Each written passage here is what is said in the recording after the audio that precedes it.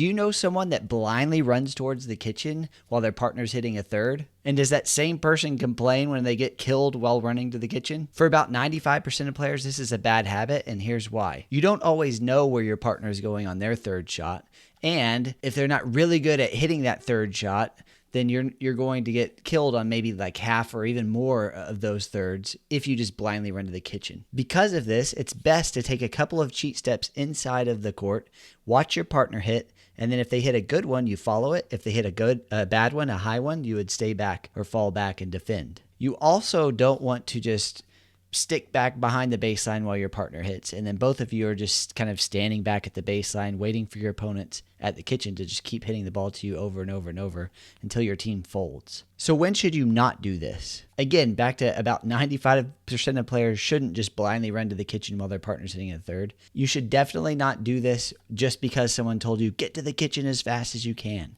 Because again, it's a great way to get killed when you're running to the kitchen and they slam it at your body or your feet. You also shouldn't do it as a cop-out of just not really knowing where to position. Now, I know some of you are going to say, well, some of the pros do this. They run blindly to the kitchen while their partner's hitting a third.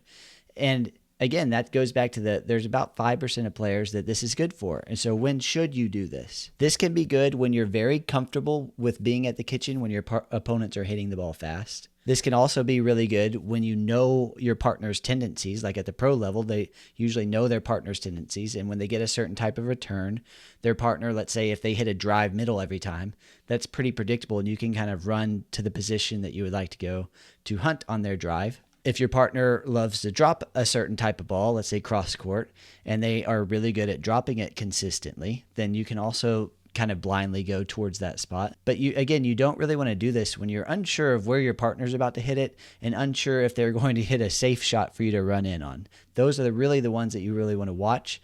And if it's good, you go in. If it's not, well, you stay back and defend. Another good time this might be okay to just blindly run to the kitchen is when your opponents, neither of them feel very threatening when the ball is semi or very high. So if your opponents don't really have a good slam or don't really have a good slap from like chest height or even waist height, so somewhere in there, shoulder height, if they haven't shown you they're really good at slapping those balls hard, that's also another time you probably could just blindly run in, which would be better than just staying back.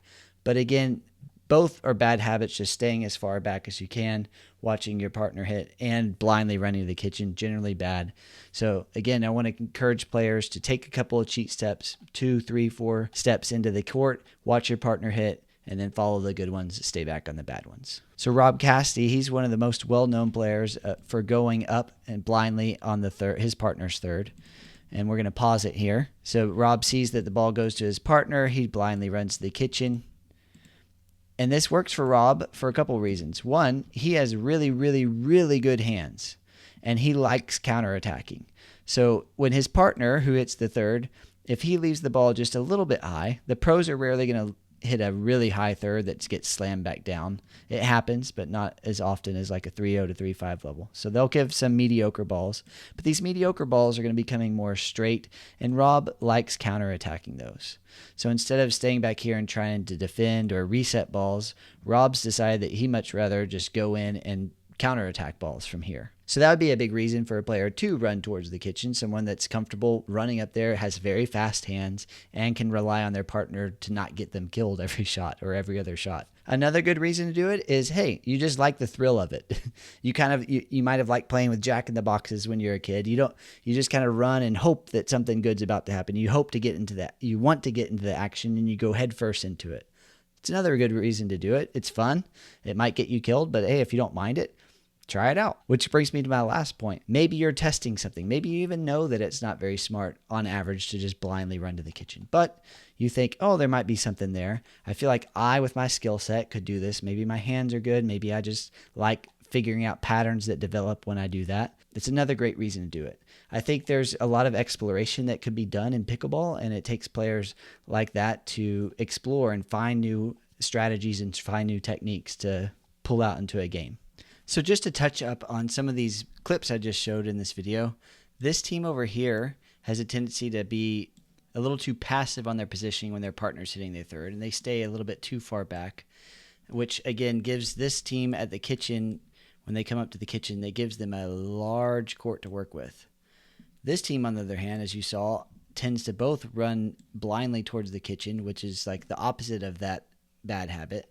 And that makes it susceptible for them to get slapped really hard with when the ball is a little bit high or even really high.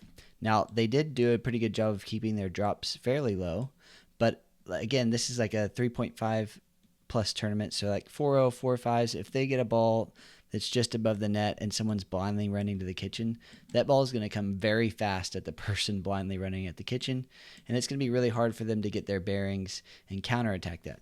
Some people have done it, but it's few and far between. So as we get into this point, we're going to pause it. And this is where this super passive positioning, he's just standing back at the baseline. This is very normal for, 3-0, 3-5 level, so that these players are doing about standard. But really want to see him come, this is maybe 3 to 4 feet inside the court.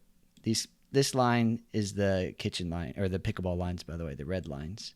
So this is my home court. I saw a tournament there. Thanks for the footage from the tournament. And yeah, so he's hitting a third here. I would love to see him come in here and watch his partner hit, go in on a good one, stay back on a bad one. As we rewind, this isn't about whether they end up winning the point or not. It's about how much court we're giving our opponents. And when we stay back here, their opponents have so much court to work with. But if you come in and then you're at the kitchen basically on your partner's third shot and you're in their face on that next one, it's going to make their court feel very small. And on the opposite side here, we have the players that love running straight headfirst into the kitchen regardless of what their partner is doing. And you see that here in this clip. So nice deep return, but we are going to get a pop-up. And because this player is blindly running to the kitchen, they're going to have to, Three Stooges it, kind of whoop, whoop, whoop back. And then the point is just pure chaos from there. There's the slam on the brakes and run back. Now he's having to hit a very tough ball on the move backwards. So now their momentum's coming this way, and then it gives his opponent a large court. His opponent hits a good spot here, and now they're having to both scramble up towards this ball, and now it's just, again, pure chaos. So they get into the point, end up winning the point. I think that, it looked like that ball landed. But again, like these are just simple positioning errors that I see a lot at the 3-0 and 3-5 level. Even at the 4-0 level, I see this quite a bit. Maybe not to the same extent, but I keep harping on this, take a few steps in when your partner's hitting the third. Watch them hit it. If it's good, follow it. If it's bad, step back or stay and try to defend it. But these things make a big difference as you go up in the levels. And last thing, when you start doing this a lot better, it will help your partner not feel so pressured when they're hitting their third. So if you've ever played with someone that just runs face first to the kitchen before you've even hit the ball, it causes a lot of anxiety for you because you think, well, I got to hit this really good or my partner's going to get killed and then they're going to get mad. So that will relieve a lot of their pressure when you're just taking a few steps in and giving them an option of if they hit it high, oh well, I'll step back. If they hit it good though, I'm going to go in and help them out. So that's it for this video. Thanks Enlightened Pickleball for making this content so that we can have something to review. Great match, and I'll post a link to their original video so you can see the whole game. Thanks for watching, and I'll see you in the next one. Bye.